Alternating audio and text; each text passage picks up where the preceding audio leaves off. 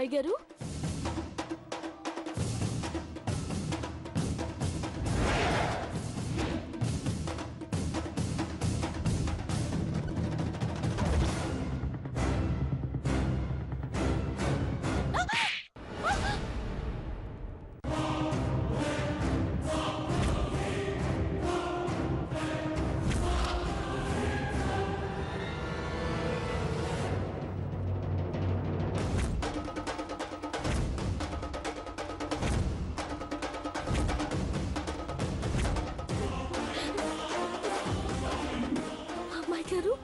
చంపేస్తా నిన్ను. నాకు కాబోయే దేవ పేరు మీద అభిషేకం చేయడానికి నువ్వే ఎత్తివే.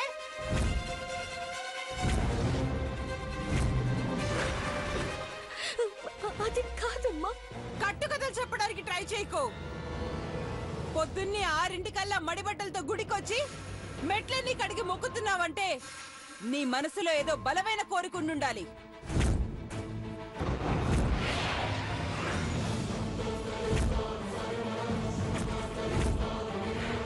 అనకండి, మీకు తెలీదు అమ్మాయి గారు. దయచేసి అట్ట మాట్లాడకండి. ఆకాశంలో తదాస్తు దేవతలు ఉంటారు. అట్టాగే కాని అని దీవిస్తే ఎవరికి మంచి జరుగుతా చెప్పండి. నీకు మాత్రం మంచి జరగకూడదు, జరగదు.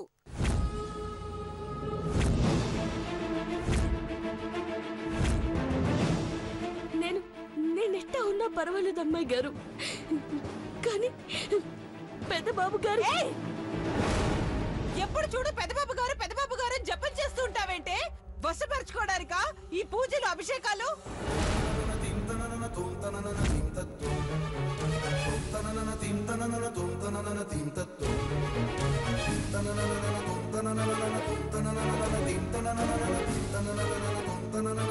అమ్మాయి గారు, నువ్వు క్షుద్ర పూజలు చేసినా దేవాన్ని వైపు తిప్పుకోలేవు. ఆఫ్టర్ ఆల్ వంట మనిషివి నువ్వు. నా రేంజ్ ఎక్కడ, నీ స్థాయి ఎక్కడా? అట్ట మాట్లాడడానికి మీకు మనసెట్ట అవుతుంది అమ్మాయి గారు. దేవుడు లాంటి పెద్దబాబు గారిని వద్దమ్మాయి గారు. దయచేసి ఇంకెప్పుడు అట్ట అనొద్దు. అభిషేకం చేస్తున్నది పెద్దబాబు గారు. నాన్న పేరు ఎత్తద్దని చెప్పారా? నువ్వెవరు ఇవన్నీ చేయడానికి?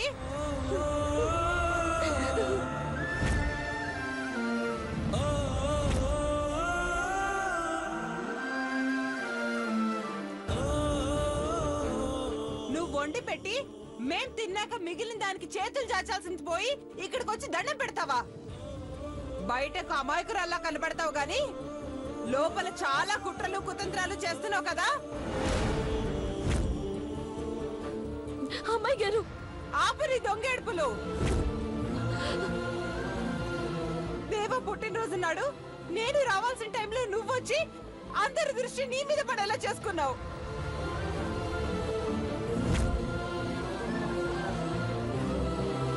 నిన్న పూజలో అఖిలాండేశ్వరత్య నా కోసం కొన్న చీరని నువ్వు తీసుకున్నావు.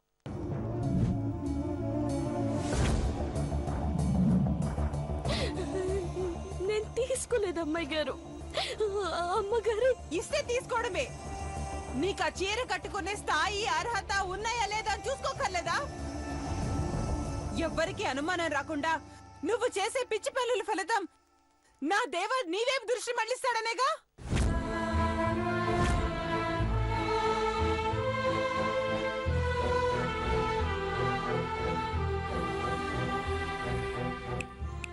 ఇంకొక్కసారి దేవా పేరు జపించినా పూజలు జరిపించినా ఈ గుళ్ళనే కాదు ఈ ఊళ్ళోనే నిన్ను లేకుండా చేస్తా. పార్వతి జాగ్రత్త.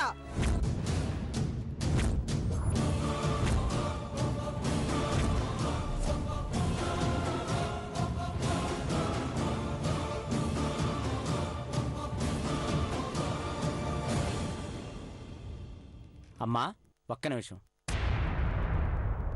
అతి ఆవేశం వల్ల అనర్థాలే జరుగుతాయి. పాపం ఆ అమ్మాయి అందరూ బాగుండాలని ప్రార్థించడమే పాపం అయితే గుడికి తాళం వేయటమే మంచిది.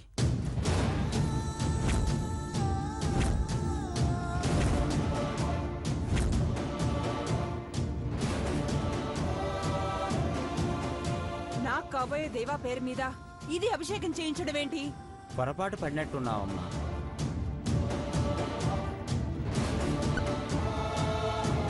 ఘట్టమనేని అఖిలాండేశ్వర గారి కుటుంబం సుఖ సంతోషాలతో వర్ధిల్లాలని దేవేంద్ర బాబు ఇంకో అమ్మాయి పేరు ఏదో ఏం చెప్పావమ్మా? చంద్రముఖి ఇద్దరూ పెళ్లి చేసుకుని 10 కాలాలు పచ్చగా ఉండాలని ఈ గుడంతా కడిగి అభిషేకం చేయిస్తోంది.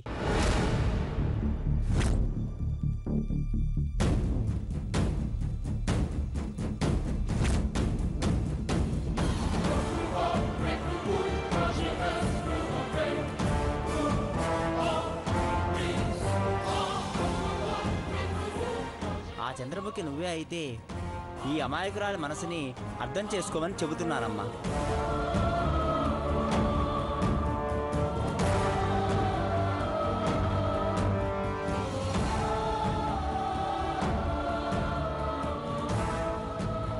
ప్రసాదం తీసుకో అమ్మా.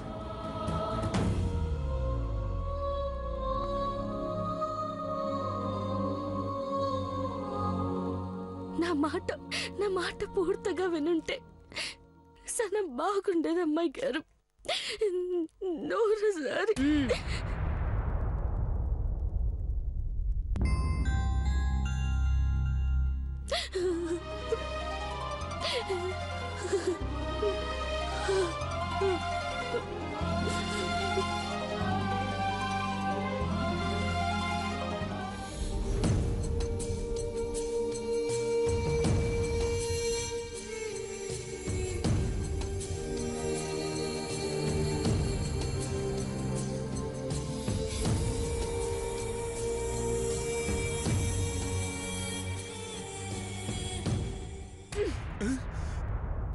నా మొహం మీద విసిరి కొడతావేంటి? కొంప తీసి కట్టుకోమనా? అదొక్కటే తక్కువ. అయినా కట్టుకున్నట్టే ఉందిలేండి ఎవ్వరం. పిచ్చే కింద ఏంటి మెంటల్ దానిలో మాట్లాడుతున్నావు? మీ వదిన గారితో మాట్లాడలేక మీతో చెప్పుకుంటున్నాను. వంటదానికేమో అదే పార్వతికేమో 25,000 చీరిచ్చి నాకేమో 18,000 చీర పడేసింది. 7,000 తేడా అంటే నన్ను అవమానించాలనే కదా. కట్టుకుంటే కొన్నాళ్ళకి చిరిగిపోయే చీర కోసం ఇప్పటి నుంచే గొంతు చించుకుంటావేంటి? కట్టుకుంటానో భద్రంగా దాచిపెట్టుకుంటానో తోడికోడలుగా నాకు విలువివ్వాలి కదా.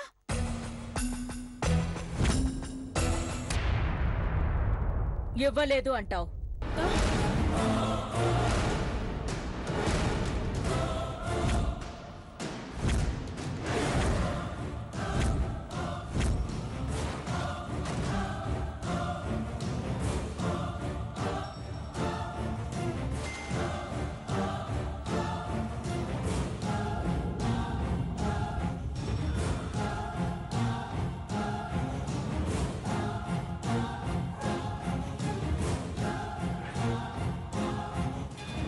నిన్ను తోడికోడలుగా మాత్రమే చూడలేదు గంగా భవానీ, తోబుట్టులా చూసుకున్నాను.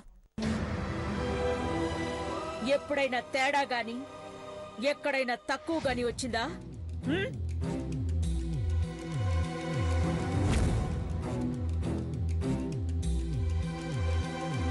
పండగొస్తే పట్టుచీర, పబ్బం వస్తే నచ్చిన నెక్లెస్, చెక్కుల మీద నా సంతకాలు, వస్తువుల మీద నీ వేలిముద్రలు. ఏమంటావ్? కాదంటావా? కాదంటే ఇది బతుకుంటుందా వదినా? పెట్టింది తినక కట్టింది కానుక అనుకోక పిచ్చి మాటలు మాట్లాడితే పద్ధతిగా ఉండదని చాలాసార్లు చెప్పాను భవానీ. చెవుడొచ్చిందో వచ్చినట్టు నటిస్తోందో తెలియడం లేదు.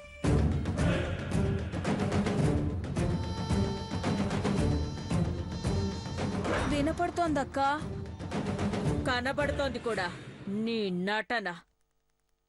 అయినా పనివాళ్ల మీద నీ ప్రతాపం ఏంటి? అలాంటి చీరలు నువ్వు పూటకోడి కట్టుకుంటావు. అదే చీరలు మనమిస్తే అపురూపంగా 6 నెలలకోసారి కట్టుకునే అమాయకుల మీద నీ పెత్తనం ఏంటి భవానీ?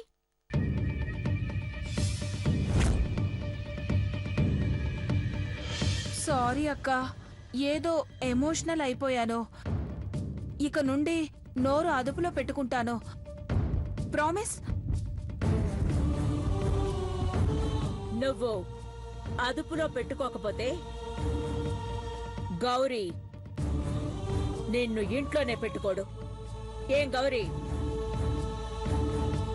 నువ్వేమంటావు అని ఇన్నాళ్ళు ఊరుకున్నాను వదినా, లేదంటే ఎప్పుడో ఈ డైవర్స్ పేపర్స్ ఇచ్చేసేవాడిని.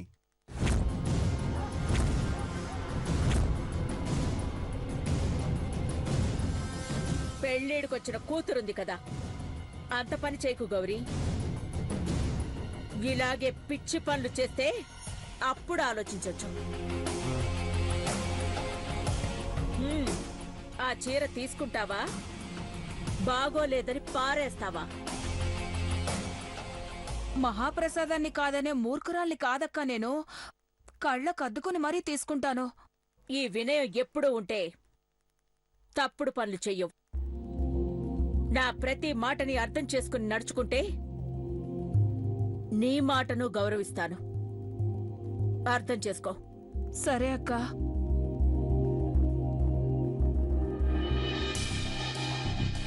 విష్ణు సుదర్శన్ చక్రం పట్టుకున్నట్టు ఇంకా విడాకుల పేపర్లు పట్టుకున్నారెందుకు? తీసి అవతల పారేయండి. ఓ కాపీ తీసి పెట్టుకో.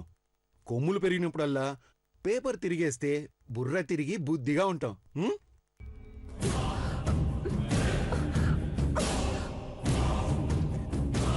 నువ్వు కోతివన్నీ నాకు తెలిసే, అందుకే జిరాక్స్ పేపర్స్ ఇచ్చాను నీకు. పేపర్లన్నీ ఎత్తి చెత్త బుట్టలో పడాయి. నా భార్యగా ఒక్క పనైనా చేసావని హ్యాపీగా ఫీల్ అవుతాను.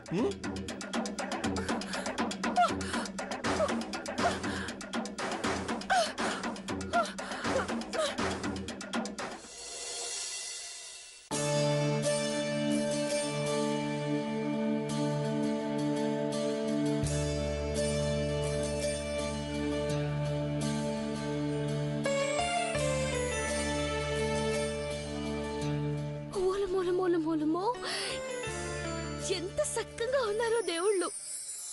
పైలోకం నుంచి దిగొచ్చినట్టున్నది చూస్తా ఉంటే. నా దిష్టి తగిలేలా ఉంది. అమ్మో, ఎంటనే దిష్టి తీయాలా?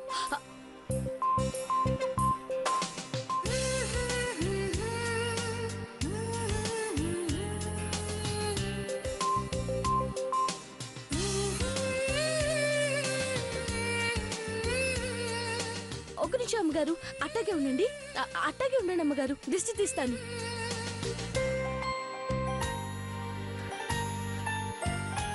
పెద్దబాబు గారు, సినిబాబు గారు, జంటలుగా నిలబడండి. నిలబడండి.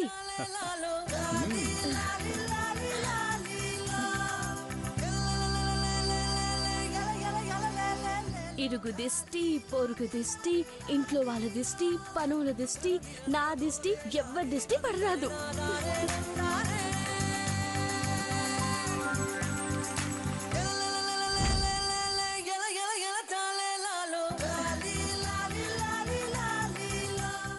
మహారాజులు ఎప్పుడు నవ్వుతూ సంతోషంగా ఉండాలా.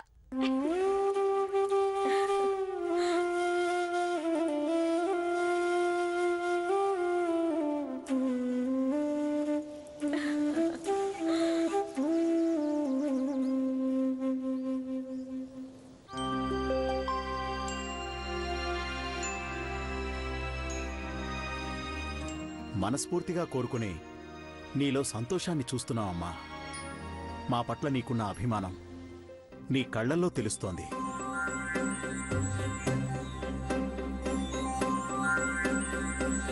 మీరట్ట అంటే పంచభక్షి పరమనాలు గొంతు దాకా తిన్నట్టు అనిపిస్తున్నాయి గారు. సమ్మరి పడిపోతాను.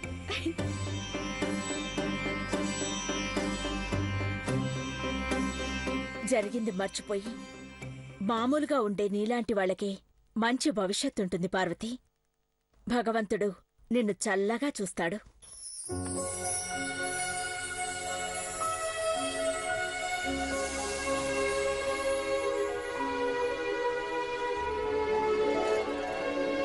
కంటికి రెప్పలా చూసుకునే మీరు సల్లంగా సూత్తే సాలమ్మ గారు. రోజు పొద్దుగాలే రాములోని ఇదే మాట అడుగుతాను. ఈ ఇంట్లో ఉండే దేవుళ్లకు 1000 ఆయుసు ఇయ్యాలి అని. ఇస్తాడు, పైనున్నోడు కర్ణిస్తాడు.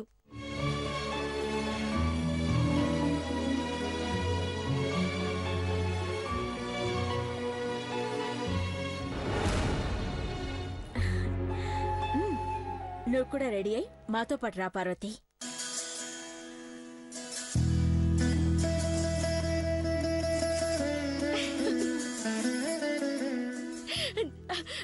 చూసారా పెద్దబాబు గారు, అట్టన్నారో లేదో అప్పుడే అమ్మగారు కరుణించినారు.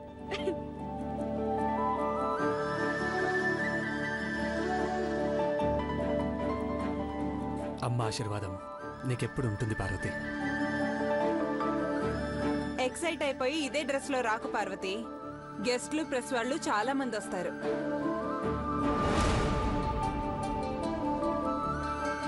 Parvati, light orange colour ghagra ఉంది కదా, అది వేసుకో. అది అమ్మగారి సీర శనిగిపోతే గాగ్రా కుట్టించుకున్నాను అమ్మాయి గారు. ఇలా అమ్మగారు అనుమతిస్తే ఆ డ్రెస్ వేసుకుంటా.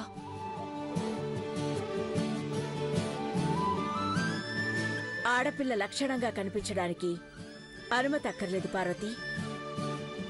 నా అభ్యంతరమేమీ లేదు.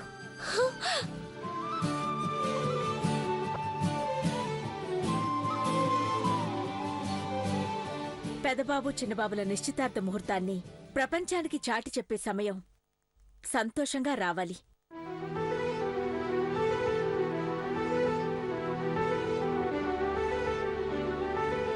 పార్వతి, అమ్మ చెప్పింది కదా 4 గంటల వరకు రెడీ అయ్యామనుకో, పార్టీ నుంచి మేము తిరిగి వచ్చేస్తాం. అట్ట ఇట్ట చేస్తాను చంద్రబాబు గారు. అమ్మగారు ఆర్డర్ ఇచ్చినాక అర నిమిషమైనా ఆలస్యం చేస్తానా? ఇప్పుడే వచ్చేస్తాను. అమాయకుల మాటలు చాలా ముచ్చటగా ఉంటాయి కదా అఖిల. God bless her. నాకు తెలుసురా, మీరు ఫంక్షన్ ఉంటేనే ఫోన్ చేస్తారని. ఇప్పటి వరకు ఒక్కడంటే ఒక్కడు కూడా అడ్రస్ లేడు. సారీ ఎందుకులా మీ ఫేసులకి, భోజనాల టైంకి వచ్చేస్తారు కదా. గొప్ప ఫ్రెండ్స్ రా బాబు. హలో బుల్లి ప్రిన్సు, ఎవరితో అంత సీరియస్ గా మాట్లాడుతున్నావు? గర్ల్ ఫ్రెండ్స్ వచ్చారు కదా, ఈ మధ్య ఎందుకు ఏడిపించలేదని ఓ ఫీల్ అయిపోయి తెగ ఫోన్ చేస్తున్నారు. అంత సీన్ లేదు మావా. నా డ్రెస్ ఎలా ఉందో చెప్పు. దోకొచ్చి డ్రెస్ మీద కక్కేసేలా ఉంది. కొంచెం దూరంగా ఉండు. అబ్బా ఫినాయిల్ ఫేస్. అదేంట్రా మహి అలా అన్నావు? నచ్చలేదా? డ్రెస్సే కాదే, నువ్వు నచ్చలేదు. ఈ మాట సంబంధం ఫిక్స్ అయినప్పటి నుంచి చెప్తూనే ఉన్నాను. ఈరోజు ముహూర్తాలు చూసినా, రేపు పెళ్ళే చేసినా ఇదే మాట నువ్వు వింటావు.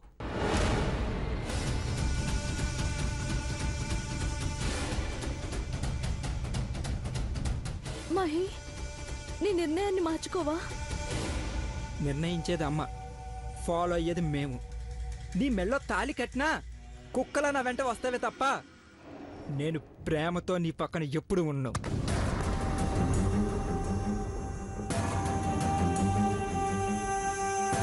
ఇప్పటికీ మించిపోయింది లేదు. ఫంక్షన్ డిస్టర్బ్ అవుతుందని ఫీల్ అవ్వకుండా, నేను ఫీల్ అవుతున్నానా ఆంటీ, మహితో పెళ్లి జరిపించకండి అని అనౌన్స్ చేయి. మహా అయితే 30 లక్షలు వేస్ట్ అవుతాయి, కానీ నీకు లైఫ్ టైం వేస్ట్ కాకుండా ఉంటుంది. మహి, నిన్ను పెళ్లి చేసుకొని సంతోషంగా ఉన్నట్టు కలలు కూడా కన్నాను. పిల్లలు కూడా కనలే. ఓకే, నన్ను చేసుకుంటే ఇదిగో ఈ మంచాన్నో ఆ రాయినో ఏ చెట్టునో చేసుకున్నట్టే. పెళ్ళయ్యాక మొగుడిని మార్చుకోవచ్చని పాత సినిమాల్లో పతివ్రతలా మాట్లాడినా ప్రయోజనం లేదు. నేను మారను, నీ విషయంలో చచ్చినా మారను.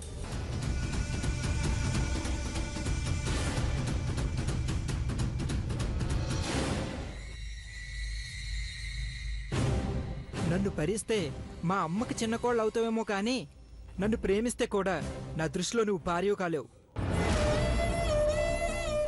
నువ్వంటే నాకు అసహ్యం, అంతే అంతే. సో ఫంక్షన్కి ముందు మా అమ్మతో మహిత పెళ్ళొద్దాంటి అని డ్రాప్ అయ్యావా ఓకే, లేదంటే జీవితాంతం బాధపడతావు. White Pig. మహి,